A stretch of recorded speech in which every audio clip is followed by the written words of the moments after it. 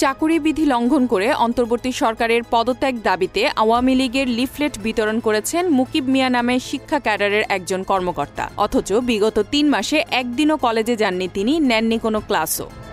মুকিব মিয়া লালমনিরহাটের পাটগ্রামের সরকারি জসীমউদ্দিন কাজী আব্দুল গনি কলেজের ইংরেজি বিভাগের সহকারী অধ্যাপক। তিনি বিসিএস শিক্ষা ক্যাডারের ৩১তম ব্যাচের কর্মকর্তা।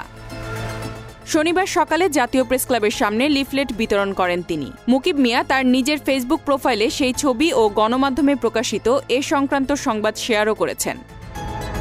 জানা যায়, মুকিব মিয়া ঢাকা বিশ্ববিদ্যালয়ের সাবেক শিক্ষার্থী। তিনি নিষিদ্ধ ঘোষিত বাংলাদেশ ছাত্রলীগের সোহাগ নাজমুল কমিটির গণশিক্ষা বিষয়ক সম্পাদক ছিলেন।